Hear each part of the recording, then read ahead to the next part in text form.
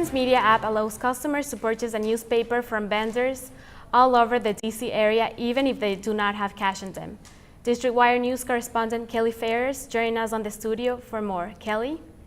Thanks, Manuela. So this app is really revolutionizing the way that vendors are able to sell their newspapers. I had the opportunity this morning to speak with a couple of vendors who have used the app so far to sell the paper. At StreetSenseMedia.org. Beginning this month, StreetSense customers can purchase the monthly newspaper with the click of an app on their phones instead of using cash. The newspaper costs $2, and the app gives customers the option to leave a tip for their vendor. James Davis has been working for StreetSense Media for 13 years.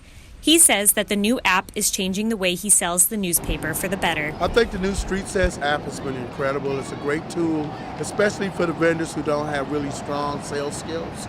And it's been working out real well. The customers really like it. Davis is a kind of celebrity in the Farragut North neighborhood where he's built strong friendships among customers. Mostly I sell at 17th and L. I'm known as the mayor of 17th and L. Vendor Lawrence Autry works outside the DuPont Circle Metro. He explains that the idea for the app came from a realization that less people are carrying cash with them. Yeah, I think 5 or 6 months ago in the Post, the Washington Post, somebody did a story about a lot of folks just not carrying cash. Some kind of way I think StreetSense got the message from that and decided to, give it a shot. I had the opportunity to buy a newspaper using the app from Autry. I set up my debit card ahead of time, which made for a quick transaction. Yep, so I click finish. Okay. Oh, okay. There you go. So the process to purchase the newspaper was really simple this morning. It took me less than a minute. To learn more about StreetSmart Media or to learn how to download the app, check out streetsmartmedia.org. I'm Kelly Ferris. Back to you guys. Over the weekend, 200 community members in Anacostia walked to raise awareness for the lack of healthy food options in the area. Residents walked 2 miles to show the difficulty people face when traveling to get groceries. Many residents in the area do not have access to cars. This makes traveling expensive and difficult for people in the area. Well, there's definitely an emphasis on people eating healthy, which is more expensive, especially if you have to travel to get food. Ward Council member Trayon White was with residents this past weekend. White is calling on City Council to create better access to healthy foods for lower income residents. As fall weather finally comes to DC, so does tree planting season. Over 4,000 new trees are expected to be planted in the coming months throughout the wards. Alisa Anderson has more on the story. It's about to be a busy fall season for the DDOT Urban Forestry Division. DC's urban foresters are going to plant about 100 trees a day over the next 6 months. Trees cover about 38% of the city, and this project is part of the overall goal to increase the amount to 40%. Rock Creek Park is one of the areas in the city with the most tree cover. The trees that we have in the park are also part of the sanctuary that we have here. Rock Creek Park is a refuge. People come here to recreate. They come here to find peace, and without those trees, it would be hard to find that solitude. The district ramped up its tree planting efforts 5 years ago with a focus on underserved neighborhoods. This year, most of the seedlings will be planted in the Anacostia River watershed. However, DDOT is not the only organization to be planting trees in the area. In Northwest DC, American University is adding to its arboretum this week. We're starting to plant some trees tomorrow morning around 7 a.m. over on East Campus area. We have about 100 trees going in, some native, some non-native. If you're looking to find out more about DC trees, the district has an app with information about every street tree in the city. For District Wire News, I'm Alyssa Anderson. A victim from Las Vegas is taking her first steps after suffering a gunshot wound to the head. The Maryland woman, Tina Frost, responded to people and music after waking up from a coma.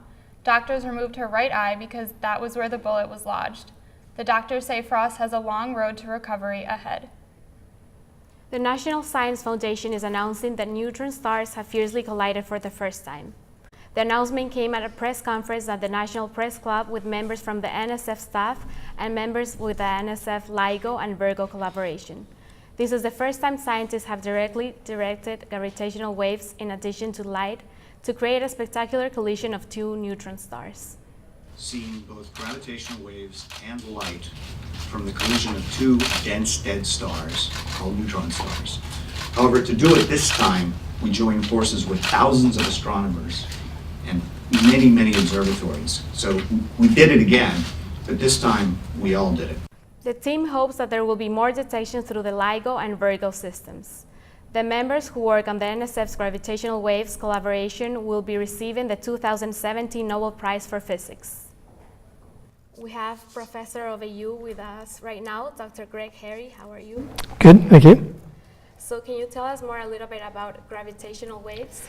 Yes, so gravitational waves are a prediction of Einstein's theory of general relativity that predicts when there's large masses in the universe that are sort of moving around each other, there should be these waves of gravity that propagate outward. They're very, very small, so they're very, very difficult to detect.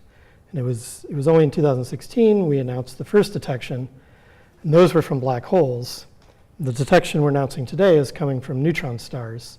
And this is exciting because not only have we seen gravitational waves, but we're also seeing the light that happens when two neutron stars collide. So how do gravitational waves impact our daily lives? Well, I mean, directly, not very much. Like I say, it's a very, very small effect. But as a way to observe the universe around us, it's often compared to having ears as well as eyes.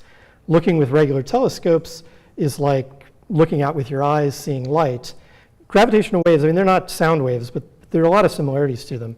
So it's kind of the difference between going from an old-fashioned movie to one of the talkies, you know, and it's just a completely different way to experience things. And observing like neutron stars, as we're announcing today, is a good example of that. We've learned things from this that we just did not know before. Okay, where does this research go from here? Yeah, I mean, one of the things this shows is that not only do the LIGO detectors are capable of detecting gravitational waves from neutron stars, but we're capable of working with the electromagnetic astronomers as well. So we're hoping not only to detect more neutron star inspirals like we are announcing today, but other astronomical events like supernova, more black hole collisions, and quite possibly we're going to see things out in the universe that we just didn't know were there. That's happened almost every time a new way of looking at the universe has come along.